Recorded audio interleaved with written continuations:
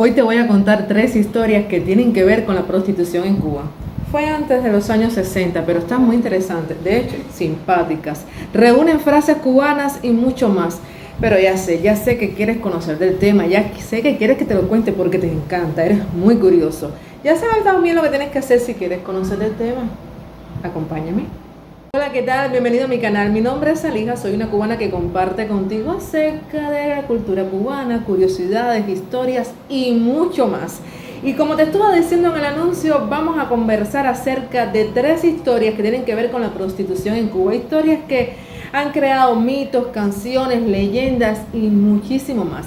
Y para no darte esto, vamos a acomodarnos para soltarnos y contarte el cuento. Ya te digo, la primera historia tiene que ver con Lola. ¿A qué hora mataron a Lola? A las 3 de la tarde. Esa es una frase que se la saben todos los cubanos y que representa para nosotros una historia. Pero Lola existió, sí, existió Lola, claro que sí. Lola existió y fue una prostituta. Pero ¿por qué se hizo tan famosa entonces la frase a la hora que mataron a Lola a las 3 de la tarde? ¿Por qué? Prostitutas siempre han existido, muchas más menos, otras las han matado. ¿Qué fue lo que hizo que Lola de momento se volviera famosa? Te voy a comentar que todo fue porque un presidente, el presidente del país en ese entonces, mencionó a Lola en uno de sus discursos y de hecho se creó hasta una canción. Hoy te cuento la primera historia. Lola era una prostituta en La Habana en los años 40. Su vida terminó trágicamente cuando uno de sus amantes, un médico famoso, la apuñaló en el pecho a las 3 de la tarde de 1948. El asesino pensó que por la vida de Lola, el crimen apenas ocuparía un par de líneas en los periódicos, pero no imaginó que el propio presidente de la República, Grau San Martín, interrumpiría un discurso para anunciar: son las 3 de la tarde, la hora en que mataron a Lola. Ese simple comentario quedó grabado en la memoria colectiva de los cubanos y por si fuera poco, un bolero son lo inmortalizó. Eran las 3 de la tarde cuando mataron a Lola y dicen los que la vieron que agonizando decía: yo quiero ver a ese hombre que me ha quitado la vida. Yo quiero verlo y besarlo para morirme tranquila. Seguimos con otra historia muy sorprendente acerca de la prostitución en Cuba. ¿Has escuchado la frase eres como la gatica María Ramos que tira la piedra y esconde la mano? Te voy a contar el origen de esta frase. Pues cuenta la historia que la tal María Ramos, que era una mujer prostituta, como ya te mencioné antes, es que ella llegó a su casa, según contó el testimonio ante el juez, y encontró a su proxeneta Virgilio, que yacía muerto con una herida provocada en la frente por una piedra bien fuerte con la que ella machacaba la carne y hacía otros quehaceres en casa. El caso es que durante el proceso judicial llevado a cabo contra la bella María, la habanera se declaró inocente del supuesto homicidio del que se le acusaba y a la pregunta del juez sobre la razón de estar sentada en el banquillo de los acusados, María Ramos, poniendo a media asta sus párpados y largas pestañas y con una ingenuidad del mundo, le respondió: ay, señor juez, yo no sé por qué me trajeron aquí. A mi Virgilio me lo mataron de una pedrada en la frente, pero le aseguro que no fui yo. Yo estaba trabajando y en la casa la única que estaba era mi gatica Mimi. Pregúntele a ella.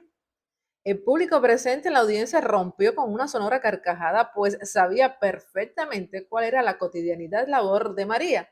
Y dicen que la mañana siguiente, a la vista oral, el Diario de la Marina, importante medio de prensa de la época, publicó en su llamada página roja una reseña del juicio y una caricatura de la gatica Mimi en pose amenazante, lista para lanzar una enorme piedra de río con sus patas delanteras y una sentencia al pie que rezaba: la gatica de María Ramos que dio la fatal pedrada.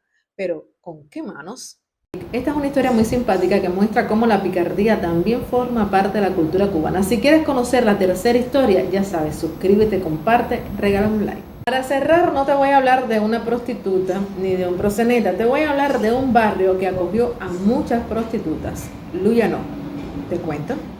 En 1911, un año después de la muerte del proxeneta Alberto Yarini, asesinado en medio de un enfrentamiento entre chulos cubanos y franceses, el mayor general José Miguel Gómez, presidente de la República, dispuso mediante el decreto 1158 del 26 de diciembre el cierre de la zona de la tolerancia de San Isidro, que fuera el feudo del chulo asesinado, y su emplazamiento a la barriada del Luyano.